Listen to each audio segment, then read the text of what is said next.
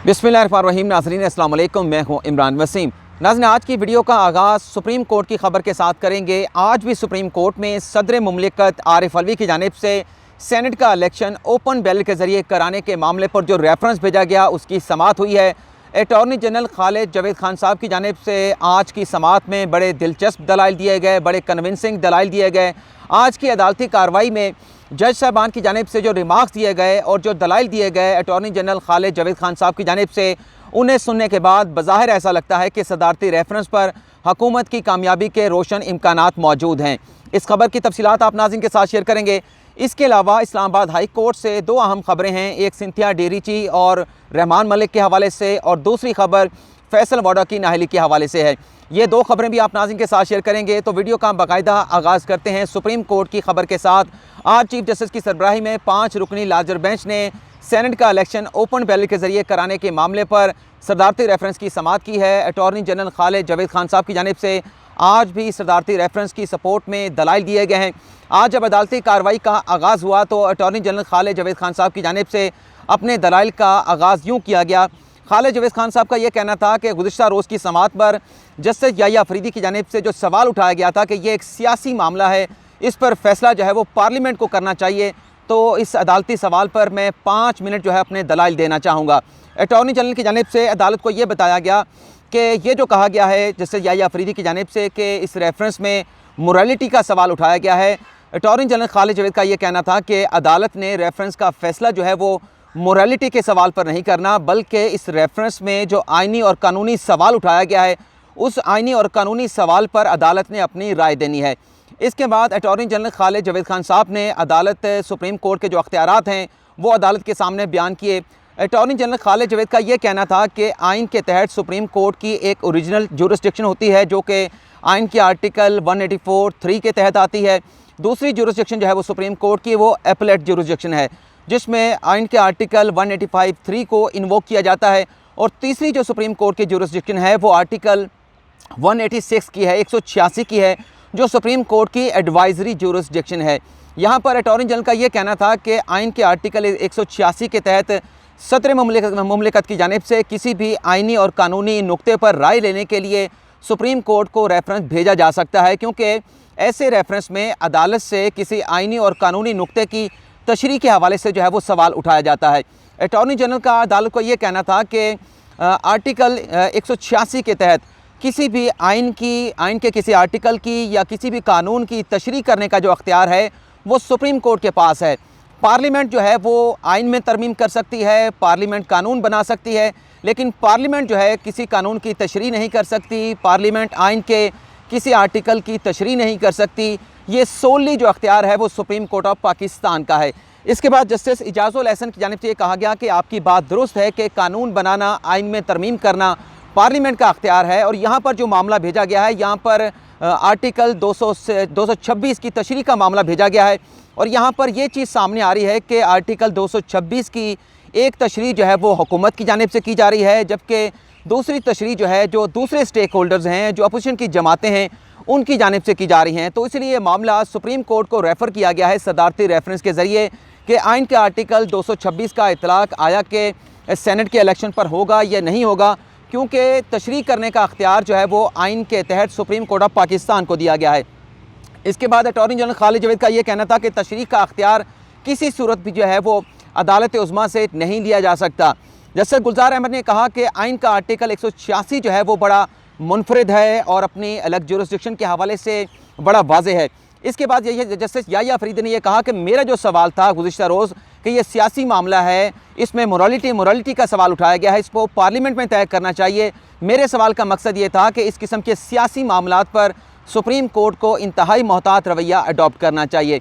जिसके जवाब में अटॉर्नी जनरल खालिद जावेद ने यह कहा कि जो सुप्रीम कोर्ट की जुरिस्डिक्शन है 184(3) के तहत, जिसे ओरिजिनल जुरिस्डिक्शन कहते हैं, ये अख्तियार इस्तेमाल करते हुए सुप्रीम कोर्ट को सबसे ज़्यादा मोहतात होने की ज़रूरत है। इसके बाद अटॉर्नी जनरल खालिद जावेद का ये कहना था कि 1993 में सदर मुमलिकत की जानिब से नवाज शरीफ की हुकूमत को ख़त्म कर दिया गया था। आर्टिकल 52(8)B का जो अख्तियार है सदर मुमलिकत ने अपने उस अख्तियार का इस्तेमाल किया था। नवाज शरीफ की हुकूमत को ख़त्म कर दिया गया था, असम्बलियाँ तहलील कर दी गई थी, लेकिन सदर मुमलिकत के इस एक्शन को सुप्रीम कोर्ट में नवाज शरीफ की जानिब से चैलेंज किया गया और फिर इस सियासी सवाल पर सुप्रीम कोर्ट ने ही नवाज शरीफ की हुकूमत को बहाल करने का हुक्म दिया था।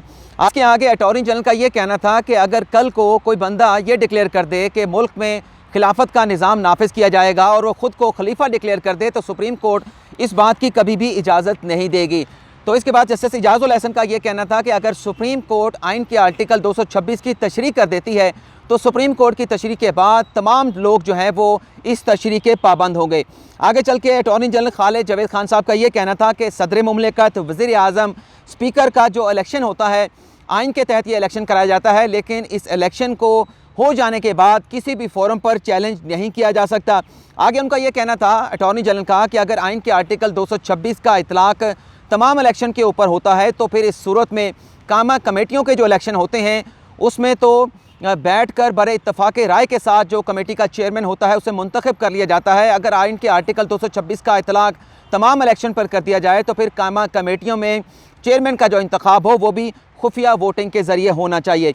आगे चल के चीफ जस्टिस ऑफ पाकिस्तान की जानिब से बड़ा एक अच्छा सवाल उठाया गया।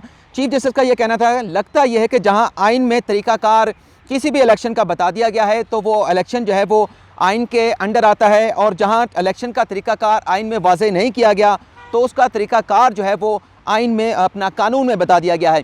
इस पर अटॉर्नी जनरल का ये कहना था कि हमारा केस ही यही है कि आइन जो है वो सेनेट की कंपोजिशन के हवाले से तो बात करता है, आइन की सेनेट की कंपोजिशन को तो वाज़ेह करता है, लेकिन सेनेट का इलेक्शन किस तरीके से होगा ये इसका इतलाक़ जो है वो इसको वाज़ेह किया गया है इलेक्शन एक्ट 2017 में। आगे चल के जस्टिस इजाज़ुल हसन की जानिब से ये रिमार्क दिया गया कि सदर मुमलिकत का जो इलेक्शन है इसकी मशीनरी आइन में फराहम कर दी गई है। कौमी असम्बली और सेनेट के इलेक्शन की जो मशीनरी है उसके लिए कानून में जो है वो मशीनरी फराहम की गई है। लेकिन जस्टिस उमरता बंदियाल का ये कहना था कि सदर मुमलिकत का जो इलेक्शन है वो कंडक्ट कराने में भी एक दिन लग जाता है। कल अटॉर्नी जनरल खालिद जावेद का ये कहना था कि जो वज़ीर आज़म का इलेक्शन होता है, जो सदर मुमलिकत का इलेक्शन होता है, जो सेनेट के चेयरमैन का इलेक्शन होता है या स्पीकर का इलेक्शन होता है, इसे करवाने में चंद घंटे दरकार होते हैं। लेकिन आज जस्टिस उमरता बंदियाल ये कह रहे थे कि अगर सदर मुमलिकत का भी इलेक्शन कराना हो तो इसके लिए भी पूरा एक दिन लग जाता है। इसके जवाब में अटॉर्नी जनरल का ये कहना था कि अगर कौमी असम्बली के इलेक्शन की बात की जाए तो कौमी असम्बली का जो इलेक्शन होता है वो भी एक दिन में कराया जाता है, लेकिन कौमी असम्बली के इलेक्शन का जो प्रोसीजर है कि उम्मीदवार आएंगे, अपने नॉमिनेशन पेपर फाइल करेंगे, उनकी स्क्रूटनी की जाएगी और इस तमाम प्रोसेस से पहले हल्का बंदियाँ की जाएंगी, तो एक लंबा प्रोसीजर है। आगे चल के अटॉर्नी जनरल का ये कहना था कि सेनेट का इलेक्शन जो हुकूमत चाहती है कि ओपन बैलेट के ज़रिए होना चाहिए, ये तरीक़ाकार भी वही होगा इससे पहले जो सेनेट का इलेक्शन होता आया है। फ़र्क सिर्फ इतना होगा कि ये जो बैलेट होगा वो इस तरीके से बनाया जाएगा कि जो वोटर होगा उसका वोट जो है वो ट्रेसेबल होगा। उसी तरह से नॉमिनेशन पेपर बनाए जाएंगे, वोटर जो हैं अपना वोट कास्ट करेंगे। इसके साथ साथ अटॉर्नी जनरल ने जो आखिरी बात की, उनका ये कहना था कि जमहूरियत के लिए, हकूक़ी जमहूरियत के लिए ज़रूरी है कि जो भी इलेक्शन हो उसमें शफाफियत को बरकरार रखा जाए, और इसमें भी हुकूमत यही चाहती है कि सेनेट के इलेक्शन में शफाफियत लाने के लिए ये इलेक्शन जो है वो ओपन बैलेट के ज़रिए होना चाहिए। तो आज की अदालती कार्रवाई को आइंदा हफ्ते पीर तक मुलतवी कर दिया गया है। ये आज की समात रही। इस्लामाबाद हाई कोर्ट में जो 2 केसेस की समात हुई है, जिसमें एक सिंथिया डेरिची और रहमान मलिक से मुतल्लिक केस की समात थी, जस्टिस आमिर फारूक ने इस केस की समात की है। आज इसमें डेवलपमेंट ये हुई है कि दोनों फ्रीकैन की जानिब से, रहमान मलिक और सिंथिया डेरिची की जानिब से हाई कोर्ट में मुतफर्रिक दरख्वास्तें दायर की गई और ये कहा गया कि हम जो एक दूसरे के ख़िलाफ़ इंदराज मुकदमा के लिए हाई कोर्ट में आए हैं, हम अपनी वो दरख्वास्तें वापस लेते हैं।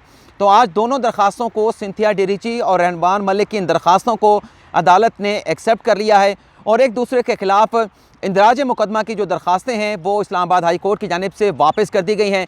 तो इस तरह से दोनों फ्रीकैन के दरमियान सुलह हो चुकी है और जैसे मैंने अपना ट्वीट भी किया है कि हंसी खुशी रहने पर दोनों फ्रीक जो है वो राज़ी हो गए हैं। तीसरी खबर के हवाले से मैं बात करूंगा, लेकिन यहाँ पर मैं छोटा सा ब्रेक लेना चाहूँगा।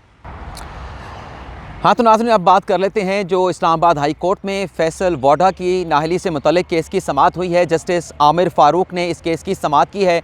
आज की अदालती समात में फैसल वाडा के वकील की जानिब से उनकी नाहली की दरख्वास्त को खारिज करने की एक मुतफर्रिक दरख्वास्त दायर की गई, लेकिन जस्टिस आमिर फारूक की जानिब से जो रिमार्क दिए गए, जिस तरह से बेबसी का इजहार किया गया, जस्टिस आमिर फारूक की जानिब से उनका ये कहना था कि क्यों शर्मा रहे हैं फैसल वाडा अपनी दोहरी शरीयत के हवाले से जवाब देने के लिए। फैसल वाडा क्यों नहीं बता देते कि कब उन्होंने अमेरिकन नेशनलिटी तर्क की थी और ये 1 दर्जन से ज़्यादा समातें हो चुकी हैं। अदालत बार बार फैसल वोडा से जवाब मांग रही है, लेकिन फैसल वोडा की जानिब से अपनी डुअल नेशनलिटी के हवाले से, अमेरिका की नेशनलिटी के हवाले से कोई भी जवाब जो है वो इस्लामाबाद हाई कोर्ट को नहीं दिया जा रहा।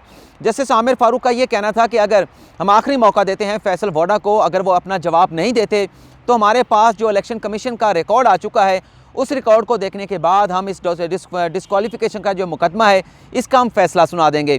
जबकि जस्टिस आमिर फ़ारूक का ये भी कहना था कि बड़ा आसानी से कह दिया जाता है कि अदालतें फ़ैसले नहीं करते, लेकिन अगर मौरख लिखे आकर अदालत में देखे कि किस तरह से अदालती प्रोसीडिंग में रुकावटें खड़ी की जाती हैं। बल्कि जस्टिस आमिर फ़ारूक का ये भी कहना था कि क्यों ना ये जो नोटिस हम बार बार फैसल वोडा को भिजवा रहे हैं, ये नोटिस जो है वो वफाकी काबीना को भिजवा दिया जाए और वफाकी काबीना फैसल वोडा से कहे और फिर उसका जवाब जो है वो सुप्रीम अपना इस्लामाबाद हाई कोर्ट में आए और उसके बाद हम फैसला करें।